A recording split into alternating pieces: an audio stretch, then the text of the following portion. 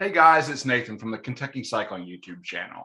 In this video, I'm going to share with you what went into my decision making and thought process surrounding the purchase of my next bikepacking tent and why I think the NatureHike Cloud Up 2 line of tents might just be among the best budget bikepacking tent options on the market. And be sure to stick around to the end of the video when I'll set up my new tent and give you my initial impressions. I'm also going to share some of my analysis and comparing this option to some of the more expensive options on the market.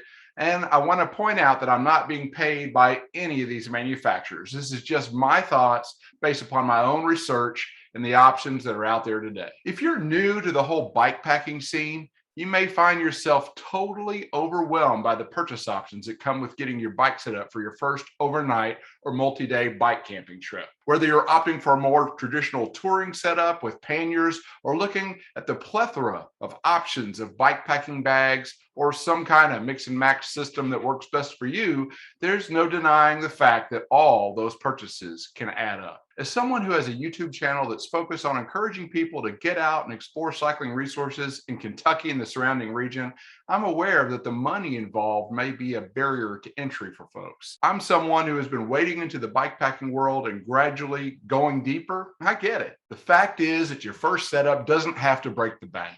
If you've got an old backpacking tent, use it, at least to get started.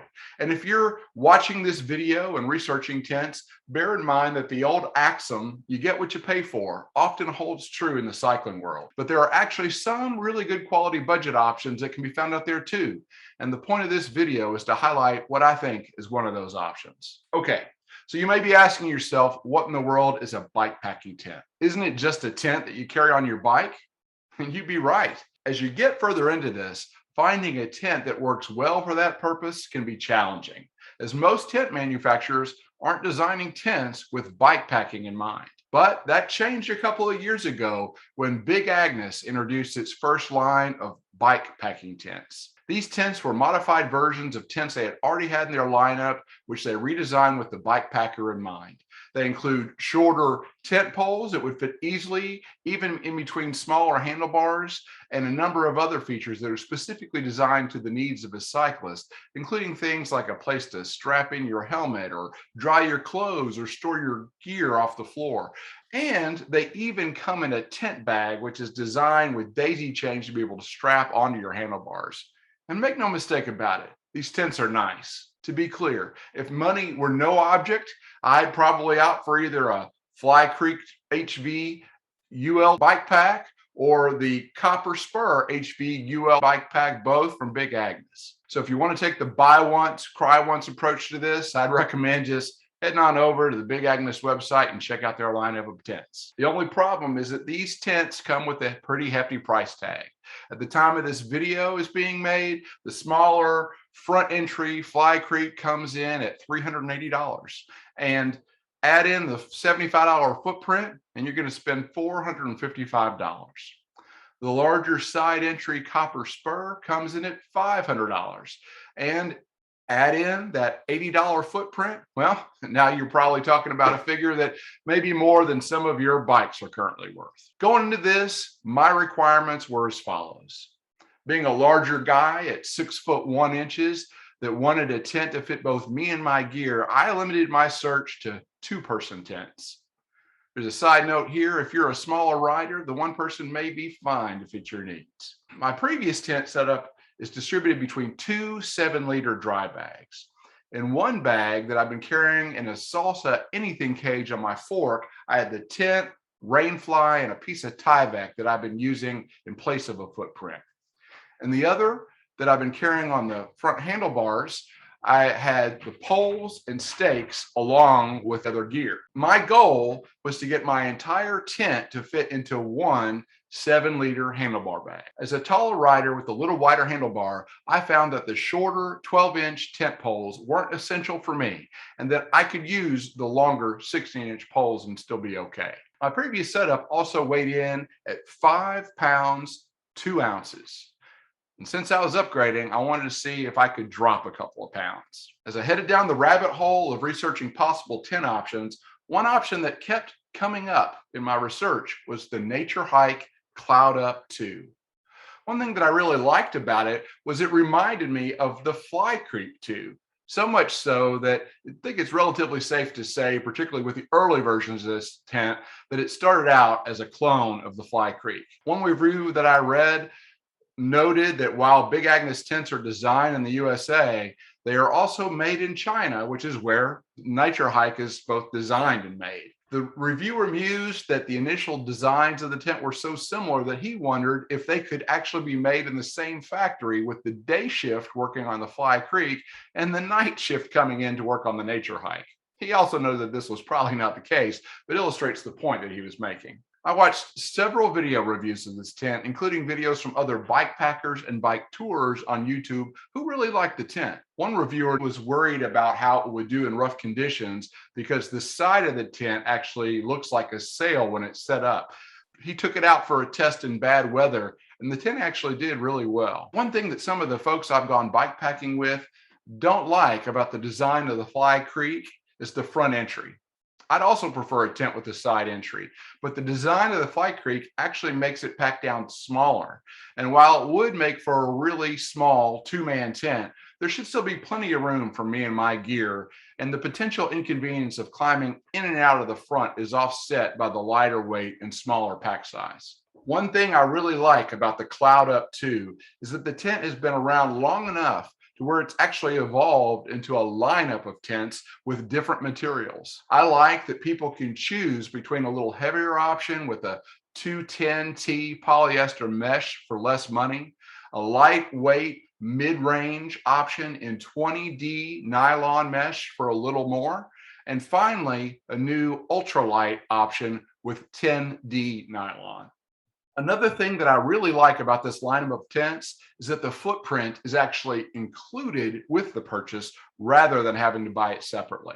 So which of these options did I buy? I opted to go with the 10D nylon version, which I felt like was going to be most comparable to the Fly Creek and represents a definite upgrade to my current tent. To be clear, there are features of the Fly Creek Bikepack tent that make it a nicer tent than this one, but its weight and construction are reportedly very similar. On my scale here at home, the unpacked tent, still in its bag, weighed in at 2 pounds, 10 ounces. Add the footprint, and the weight comes in at a total trail weight of just over 3 pounds. So this definitely checked my box for shaving off 2 pounds from my current setup. And when you factor in the price of the footprint, this one is less than half the cost. So in my mind, it represents a real value. Finally, I'll note that the unpacked tent and footprint slid easily into my current 7-liter handlebar bag, even with the tent bag on. All right, let's go get this set up.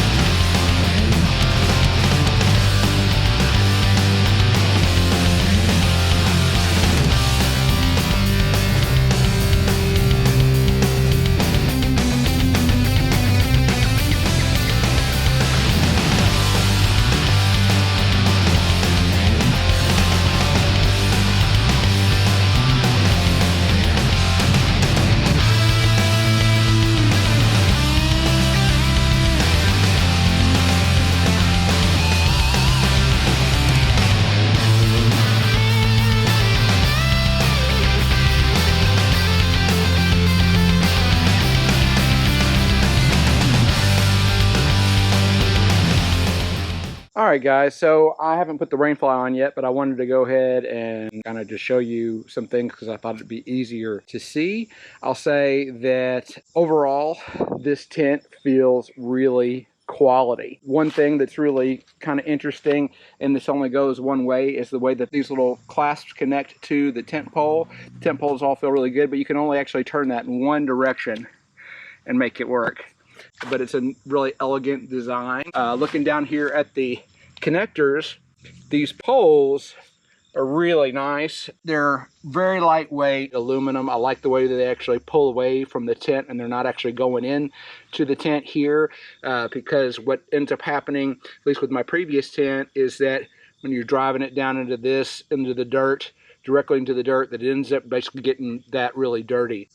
This is, again, really nice design. One thing is that when I went to set up the tarp, I thought that I had it right side up because, and you're not seeing it here, but there's like a name. Oh, here, it's right here. I thought this would probably be on the underside of the tarp, and I'm still not convinced I had it right. I don't know, in the big scheme of things, it really matters all that much. But so I put in the tarp first, and you can see there's a little clasp. So one thing I really like about this design, even more so than like the Fly Creek, is that this actually is integrated so that it's all part of one solution. It fits exactly underneath that, both clasp into the tent pole itself. So that's really cool.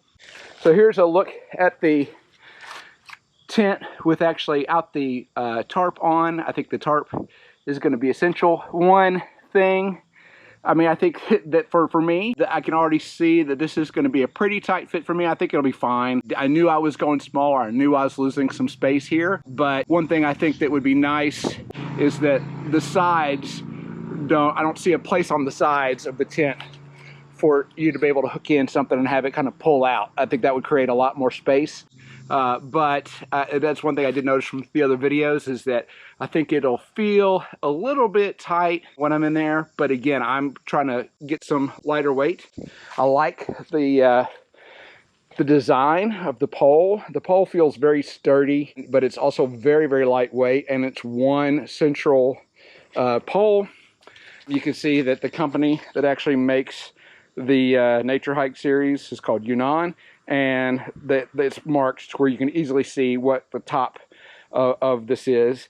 One way that they have varied from the initial Fly Creek design is that it actually, I think the Fly Creek just comes off with one pole in the back, so it's just like a tripod kind of design, and this does that to a point, but you get down to this point and then it actually has another one of these little splits, which I think is nice, and actually helps to this what I'm noticing would be worse if that weren't like that. So that's pretty nice. And some other reviewers commented that there's no like internal storage in the tent, and that's actually not quite true. I don't know if you can see it, but there's a little shelf, not for much, but for, you know, I don't know, what is the cyclist, what you put in there, maybe your watch or something small, something you wanted to be able to get at in the middle of the night, maybe your glasses, or a little, even put the light up there, something like that. I'll say that overall, I'm initially very, very impressed with the quality of the tent and the overall lightweight of it, and I really like that integrated footprint design. So I'm going to continue on and set up the Fly, and I will say that there's quite a bit of string here, so I expect that there's a lot of stuff that's not already attached, so that you can make this more secure or less secure depending on how much string you want to add. Overall, again, very positive impressions here, so I'm going to continue on.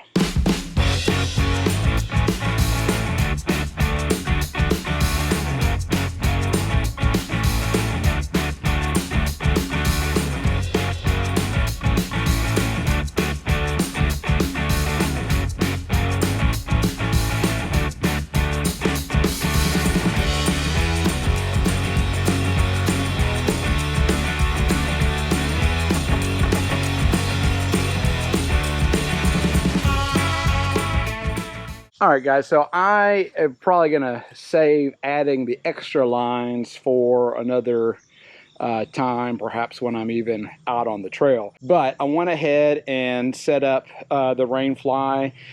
It wasn't the most intuitive thing for me initially. I thought because there's one door that it might be a lot easier for the setup here. I was sort of thrown off because I was using this logo here for the NatureHike as sort of a guide, thinking it would be on the front. It's actually on the side, and so I ended up having to turn it there. But what it does serve as a visual aid is this little Velcro vent, which actually goes towards the top. You can actually, this is, you know, good quality, but that thinner 10T nylon. And this actually has a little, this is a cool little system.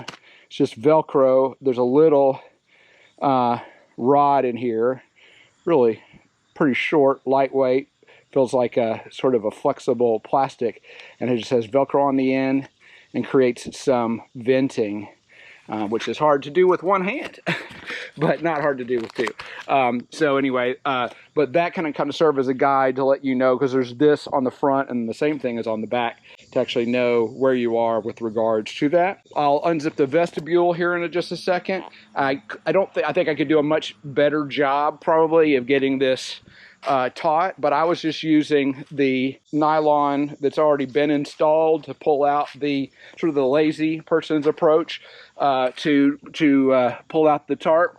You can see I've got some bunching up going on here, so I feel like I could do, you know, a better job with that. But there are these additional, I think if there was bad weather, you definitely want to take the time to take advantage of the fact that there's these additional, you know, this can actually pull it out some more and down. You've got this guy off the back, and then another one of these on the side. So all that's really good. Another one here, and yet another one on this side, and then one on the vestibule as well. One thing that's nice is that there's not just one, but two cords for the zipper opening. So there's a little Velcro stop here, but if I open this up, my expectation is the whole thing's going to keep its shape and not just collapse on me, and I can still maintain that vestibule. Now what's interesting is that you can see it's still attached, but what's nice about this particular stake setup is that this is just a cord that comes right off. So I can roll this up, and I'm gonna climb in the tent and give you an inside view. All right guys, so I'm inside the tent now. There is definitely a head and a foot to this tent, with the head being at the entrance. The shape of the tent actually tapers down, and you can see there definitely is this sagging issue still. If I were going to offer one big piece of design feedback, I'd put a little thing right here to be able to pull this out. But I think the flip side of that argument is that there's not really going to be any risk of the rain fly hitting the interior of the tent. So for a two-person setup, this would be crazy tight. You'd better be a couple who likes each other a lot and wants to cuddle in the night. Otherwise, this is, you know, pretty darn large. I mean, I'm over on one side, but this is pretty darn large for one person. So I'll sleep in the center like this with gear on either side, so you can see plenty of room for me. There is a little hook at the top, so I could actually hang a headlamp or something there. And then again, if I look above me, there's that pouch to be able to store some things. So again, some reviewers of the Cloud Up 2 have mistakenly said there is no internal storage, and that's not accurate. There actually is a little something here, but nowhere near storage room that you're going to find in like the Fly Creek setup. So in summary, I have to say I'm really happy. My initial expectations are definitely met. I do think there is a trade-off. You know, again, I mentioned that there's that adage of you generally get what you pay for in the cycling world, and this presents as a very nice option, but definitely a budget option in the sense that there's a lot of little things that add up that aren't going to be as nice as the Fly Creek 2, which I think is the most direct competitor for this tent. But it does come in at half the cost, so as a budget option for somebody who's just getting started, I think this is a great way to go. I hope you found this information useful. If you did, please like the video and consider subscribing to the channel. Thanks.